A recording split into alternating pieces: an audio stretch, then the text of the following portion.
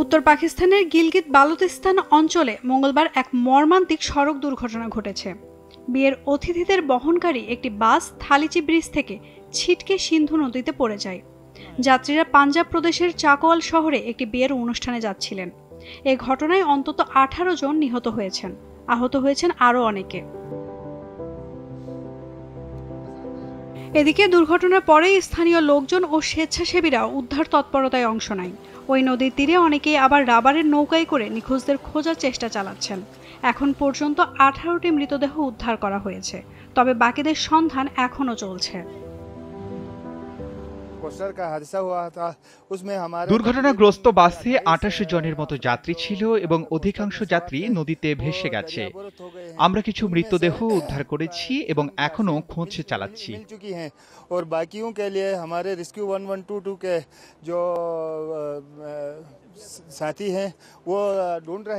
Peer Ali নামে একজন বলেন, দুর্ঘটনার পরেই স্থানীয় লোকজন ও স্বেচ্ছাসেবীরা উদ্ধার তৎপরতায় অংশ নেয়।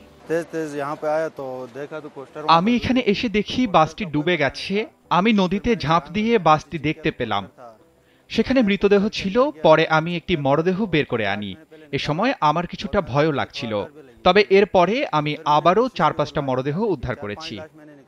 উদ্ধার কাজ এখনো চলছে এবং নিখোঁজদের পরিবারের সদস্যরা তাদের প্রিয়জনদের খুঁজে পাওয়ার অপেক্ষায় রয়েছেন। আমাদের উদ্ধারকারী দলের পর্যাপ্ত সরঞ্জাম নেই, এ কারণে এখনো 12টি মৃতদেহ নদীতে রয়েছে।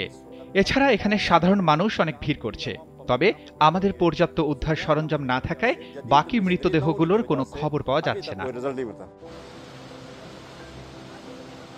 পাকিস্তানের রাষ্ট্রপতি আসিফ আলী জারদারি এই দুর্ঘটনার জন্য গভীর শোক প্রকাশ করেছেন এবং উদ্ধার কার্যক্রম আরও দ্রুত করার জন্য নির্দেশ দিয়েছেন। উদ্ধারকর্মীরা তাদের স্বল্প সরঞ্জাম ও সীমাবদ্ধ সম্পদ নিয়ে চেষ্টা চালাচ্ছেন। নাওমিন নাসরিন, ডেইলি সান।